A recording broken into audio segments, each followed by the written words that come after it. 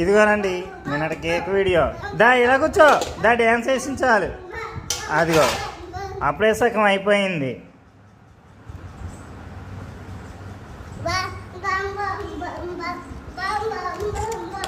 ఈ మధ్యలో నల్లగా ఉంటుంది గచ్చు టైల్స్. మాడింది అన్నాను కదా, కింద ఎక్కడా కూడా ఇక్కడ మారలేదు.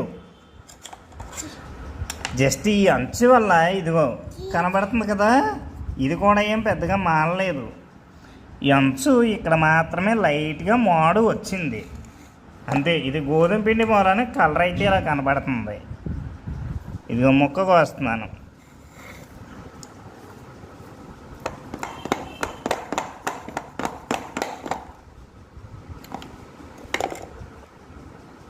ఇదిగో ముక్క వాడు తీసుకున్నాడు కదా, అది పట్టుకొని పారిపోతున్నాడు గదిలోకి. ఆ ముక్క పిల్లోడట్టు పోయాడు కదా, ఇంకో ముక్క కోసాను. ఇదిగో ముక్క గోధుమ పిండి మూలాను ఇది ఇలా బిస్కెట్ కలర్లో వచ్చింది, మనకి ఎక్కడ మాడిపోలేదు. ఇదిగో జస్ట్ ఈ అంచు మాత్రమే లైట్గా మాడింది, అదే ఈ అంచు అక్కడ అంతే. ఇలాగా ఇలాగా ఇలాగా అదిగో ఇది అడుగు భాగం అన్నమాట. ఇలాగా అడుగు భాగం అది అలా వచ్చింది కదా, అడుగు భాగం మనకి పెద్దగా ఏం మాడిపోలేదు.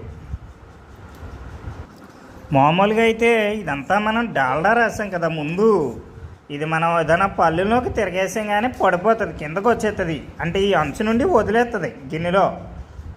నేనేం చేస్తానంటే పళ్ళులో తిరగేయకుండా ఇందులో ఉంచి కోసుకొచ్చాను. ఇలా చూసినా వదిలేసింది కదా, ముక్క మనకి చేతికి వచ్చేసింది.